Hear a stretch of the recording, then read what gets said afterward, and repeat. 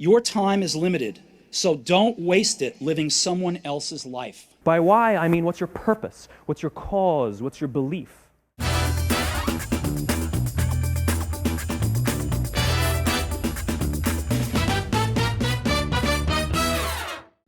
Welcome to It All Starts Here, the podcast powered by ESCP's Option E, where we explore how bold ideas can turn into meaningful impact. We are your hosts. I'm Doralice Saraglia. And I'm Maxime Hadada. Each week, we dive into the world of impact-driven entrepreneurship, speaking with founders and change makers who are redefining what it means to build a business with purpose. From reshaping supply chains to pioneering new business models and redefining how companies grow, they show us that change doesn't just happen, it's created one decision at a time. So whether you are an aspiring founder, a curious student, or simply someone who believes business can be a force for good, you're in the right place. Let's jump in. It all starts here.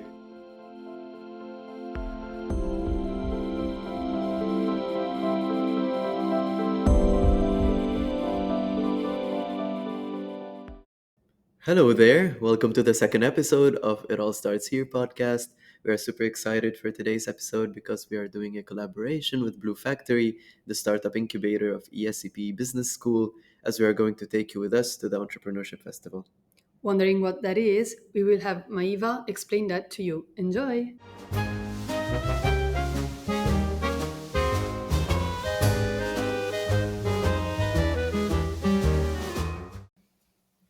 Hello, Maëva. First of all, we want to truly thank you for offering us your time for this interview and we really appreciate it. We want to start by asking you to introduce yourself and to our audience. I'm really glad to be with you too. My name is Maëva Tordo and I'm the head of the Blue Factory. I was there at the beginning of the story, which was back in 2007 when I was a student, and then I became the director of the Blue Factory in 2011, so it's been a while. Nice. And can you explain just what the Entrepreneurship Festival is? How did it start and go through like its history? Absolutely. So the festival was created in 2009. At that time, I was a student at the Option E, and it was a pedagogical strategy of the professor to ask the student to create big events. And one of the events was this festival that was called in French Journée de l'Entrepreneur. We did it at that time with the Ministry of Economy and Ministry of Education. And then because of the success of this event and the fact that we were really happy to create this momentum during the year where we could showcase entrepreneurial experience from our students, but also attract actors from the ecosystem, we decided to do it over and over and over again. And so this edition was the 16th edition of the festival that became now European. Great story. And the theme this year was a reality check. So can you tell us more about it and what sparked the idea for the theme? Absolutely. So we try to have a different theme every year to renew ourselves also and explore new topics. To give you an example, like 2 years ago, it was opening horizon. Last year, it was doing business differently. And this year was reality check. With this topic, can't say how it came. It just came like a necessity, let's say, one day. The two ways we wanted to use this topic was, first of all, we tackle within the Entrepreneurship Festival the moment of birth, the starting point of entrepreneurship. And we can see that often first-time entrepreneurs are a bit far from reality. They are maybe sometimes trapped into those pitch deck, business plan, presentation, all the theoretical and speech of entrepreneurship rather than the reality of doing. So the reality check was a way to explore all these moments between the theory and the practice and the gap that there is between what you believe you should do and what you actually create. And it was also a way to speak about sustainability in another way, because we speak about impact and sustainability, and we don't like to separate things. And reality check, in a way, is when nature and human beings react to whatever you build. And if you build something that is in phase with humans and nature, you don't separate humans from nature, which are the same thing. That's a way to say, am I building something that is coherent, and that's when I put it in reality, the answer is positive, and so I'm building something that makes sense for everyone. Okay. Thank you. So, what are the specific goals for this year's festival? Did you have like some major objective you wanted to achieve? Absolutely. For this year, there are some novelty that we decided to try. One is that we are now part of a collective around deep tech with 7 other schools, especially technological school, engineer schools, and we wanted to have more and more connection between our entrepreneurs and the entrepreneurs from their technical schools. So that's why we created this co-founder matching event that happen in the Paris campus, but also happen in the Berlin campus and in other, because again, the festival is happening on all campuses at the same time. So we really put a lot of efforts in connecting entrepreneurs from different backgrounds, because innovation comes from this transdisciplinarity aspect. So that was a strong one. And the other one, I must say, it's really the Europeanization of the festival, because in reality, as Blue Factory, so the incubator of the school, it's been only since 2 years that now we have local antennas with local heads of Blue Factory, and really no more Paris-centric activity. And so I must say that the first year we really had a full European as intense on every campus festival. Okay. Very interesting. Thank you so much. We're very excited to go and talk to the entrepreneurs in the festival. And we'll get back to you after the festival so you can try and tell us how it went.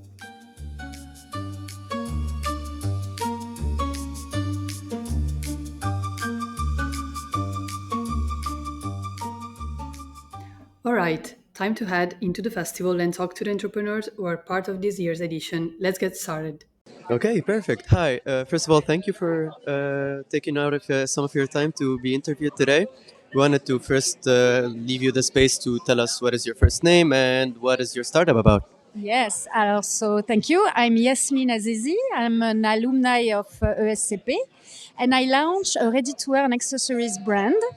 I'm the designer and founder of this brand, and I design in co-creation with artists, contemporary artists. So all my prints are done with the output of an artist, and this is for me super important, because I really feel there is a room to combine art and fashion, and that's the way for me to express my creativity and to talk more about women and femininity by really having this dialogue between myself and an artist.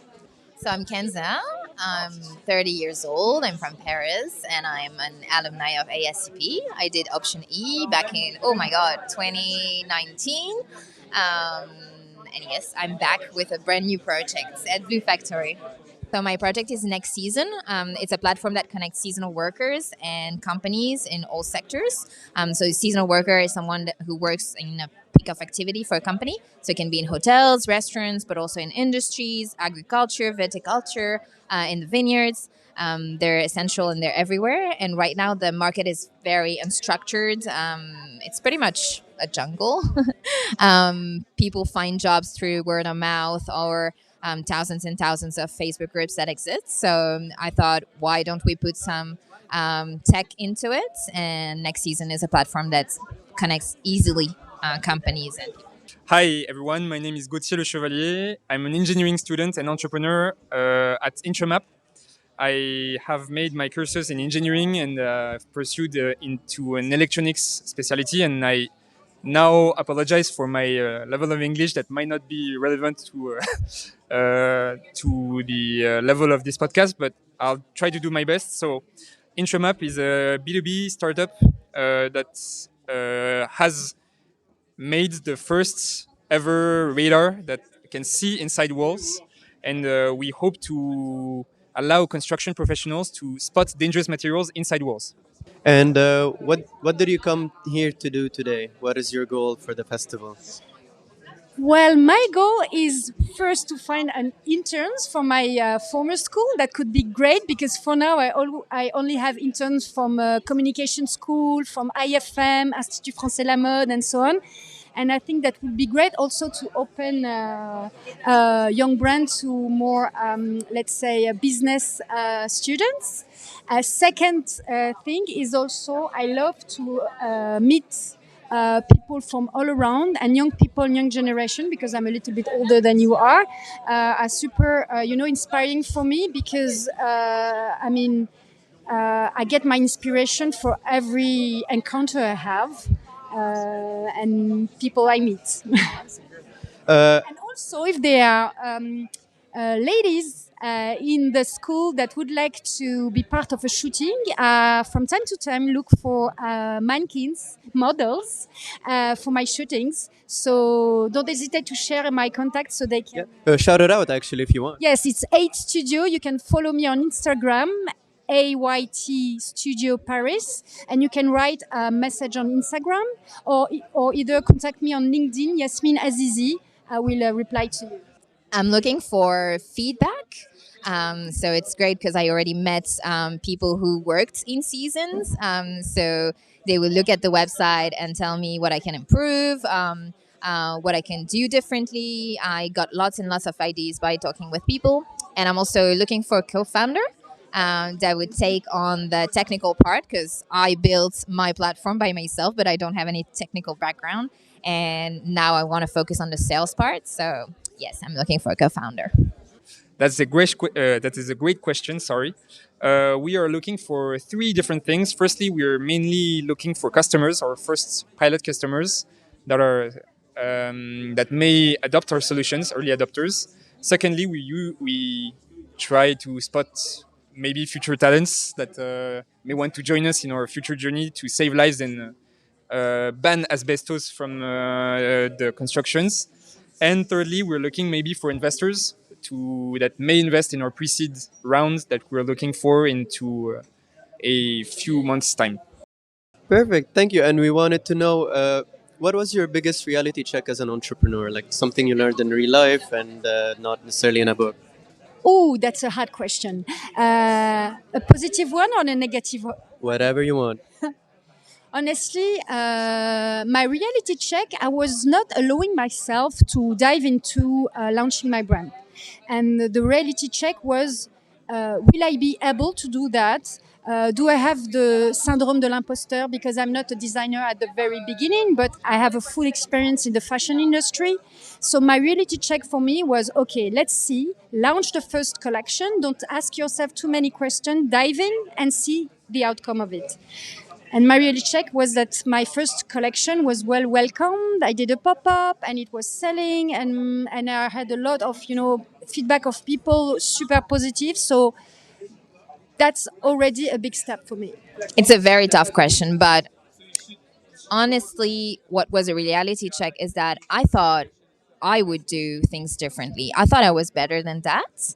I thought that I will explain myself. So I built my prototype very, very easily with the AI tools that are on the market today. And I thought that, no, Kenza, you're not going to be one of these people that, build something on their side and then just build and don't talk to customers for months. And that's actually what happens. So at the beginning, I went and did my market study and I talked to lots of people and that was super for my project. And then I started building and then I just cut myself off the customers. And I realized how difficult it was for me to go back to confronting my product, my ID, my project to the market. And for me that was a big reality check. So as an engineer, you have tons of reality checks. Firstly, technology is not the main part of what you're building. It's the market, it's the problem you're solving. You've got to build something people want and not something you want. That's the first reality check. Another reality check is the limitations that are caused by yourself. You are not an almighty being that can do anything, and you must be surrounded by good people and enthusiast people that may want to to pursue you and no, I mean follow you in your projects, and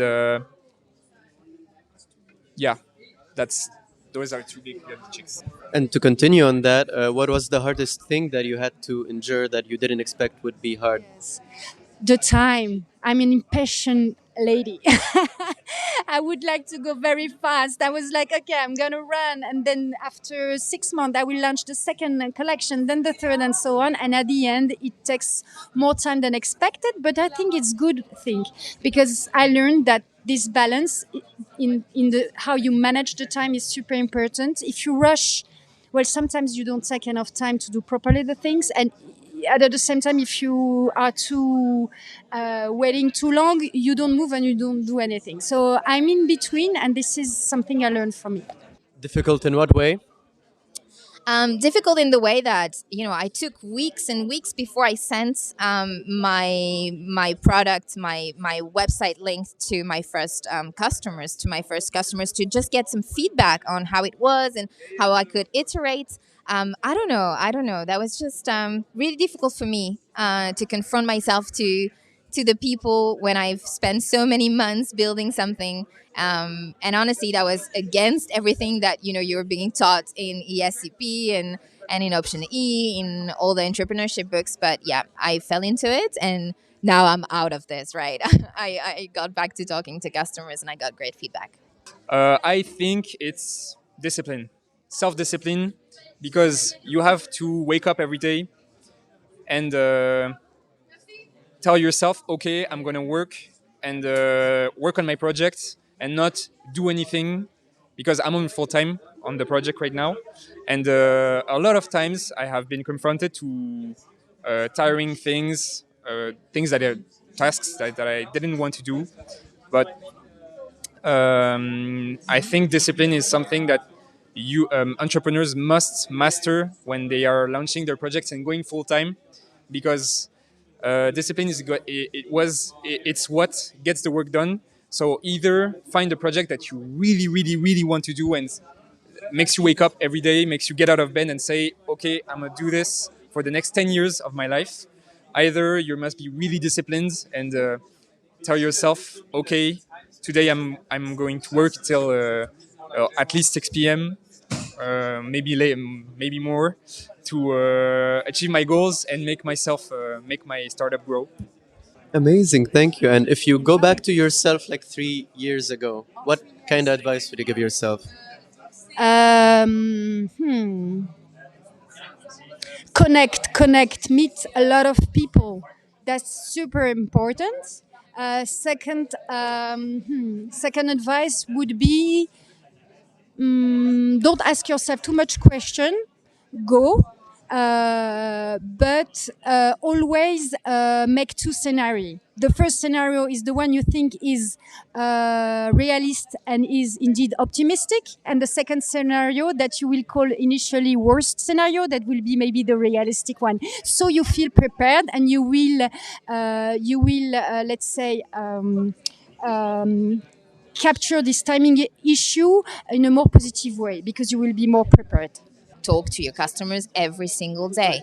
Every single day, talk to someone that is either a partner or a customer, or someone that is not against, but like don't see the value in your project. I think that's super important as well. I prefer critical feedback over great feedback, because that's what really matters. So yeah, just talk to your customer every single day. Wake up. Wake up. Why is that? Because I think my past self and a lot of students are basically they're all thoughts that the to work at a company, to work for someone else.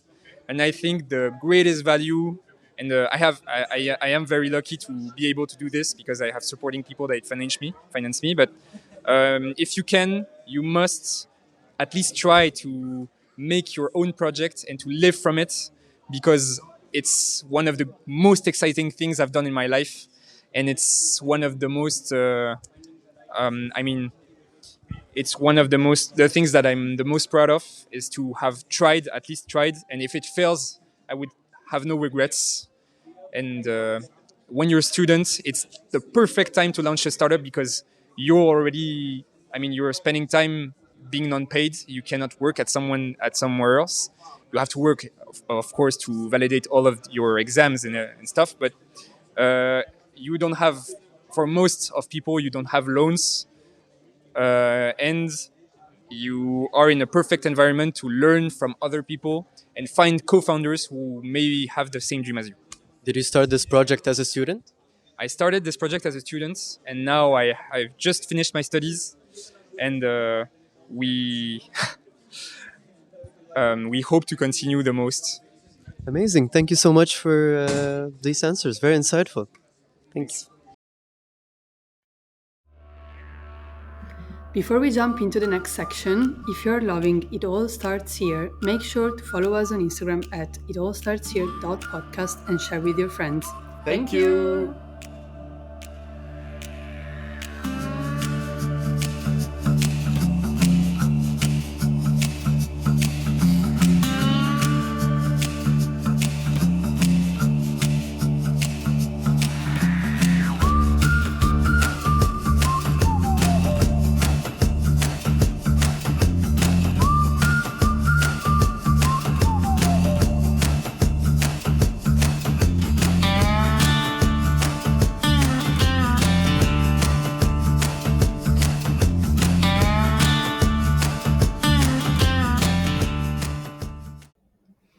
Hello again, Maëva. So now we are talking again, but after the festival.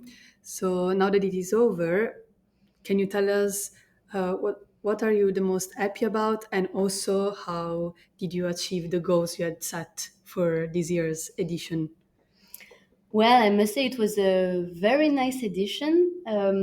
Something that I really liked was the kind of energy in the air from the beginning until the end. Even though the conference finished at 9 p.m., I could feel that in the room everybody was really eager to listen to the speakers, and everybody was intensely here, especially also for the party afterwards with the DJ. But what I liked was that. So I told you about the co-founder matching. That was Yes. I had many feedback from the entrepreneurs that they met very interesting people. Sometimes for co-founding, but also sometimes just for connection with potential customer, testers, volunteers, and things like that. So it seemed that the mingling between the entrepreneurs from different backgrounds really worked well. And what I really loved was how much so I was facilitating the conference, and I had almost nothing to do because the three entrepreneurs that we invited, so Grace from Outmind, Edouard from Tilak Healthcare, and Martin from Carbon Fact, they were so much transparent and speaking together and trying to really share the truth of their entrepreneurial journey. There was even a pleasure to be with them on stage and to have them being so sharing their reality check trustworthy. And going back to reality check, did you get any reality check moment during the festival? If myself I got a reality check moment, Yeah, for sure. About about your organization of the festival, for example. you know, or when you organize such an event, it's always like if you are in the backstage, it's crazy. What was amazing is that so in order to organize the festival, we have community teams. So we have students from Option E, students from the Specialized Master, but also students that just come to us saying like, I love entrepreneurship, I want to help, showcasing entrepreneurs from ESCP during the festival. Can I help? And all the volunteers with us were so good. It was when you organize such an event, it's always you are a fireman and a firewoman all the time. There is always things that you couldn't know before, and everyone was so efficient and good at solving problems like this. That was great. Okay, and can you share with us a key learning that you brought home from the festival, either from the panels or any experience you had that day? That's a good one. Let me think. Um, I mean, first of all, I think if we, because we were speaking that it's a 16th edition of the festival, I think there are several stuff. One is that entrepreneurs are so much mature now comparing before. So, I mean, even projects that were super young, few months, were already having prototypes, demo, possibility to test the product. You had great innovation that are really like there is at some point in the last years there was sometimes innovation that you didn't understand really why it worth it having them, but this year we had really innovation around health, around the kind of education, around topics that like obviously can be helpful for people. And then one thing that was also, I think, pretty new, maybe at least for the audience, we had a talk during the conference. We mentioned the question of fundraising and the challenge of having investors on board. And the three speakers all were aligned on the fact that today there is really a shift that investors used to ask to be really like scaling and having a kind of a chain of fundraising, and now they totally changed, saying, okay, you need to look for profitability and then you will accelerate. And I think we are, I guess it's also connected to this reality check. We were for a long time in a bubble that was totally crazy around fundraising and a bit like insane, you know, with all these unicorns craziness. And the reality check is that, I mean, in fact, at the end of the day, it's your clients, it's the quality of your product, it's your capacity to have your team be next to you, and profitability is a part of the game. And I think that was I was really glad about it. And last but not least, but that's the story of the Blue Factory since the beginning, we had a representative um, spectrum of entrepreneurship. We had artistic clothing, we had cosmetic, we had food, and we had software and deep tech. So everything human being can create was represented. And we have interviewed all of those. So Yeah. thank you so much. Very interesting event. We We liked loved it. We it. loved it. Yes, It it was was so fun and interesting. simply talking to the entrepreneurs and seeing what their different needs are and their different advice. I think it was very insightful. And good luck for the next year's event. And thank you so much. Do you want to shout out some of your socials? Of course, I mean, this festival is happening during all the month of November. It was held on all the campuses of the school, so Paris, London, Madrid, Berlin, and Turin. But of course, Blue Factory, we are offering events to our entrepreneurs and to the external participants all year long. So we do have events all the time. You can reach out to us on LinkedIn and on Instagram and on our home websites, so which is Blue Factory ESCP most of the time on every social network.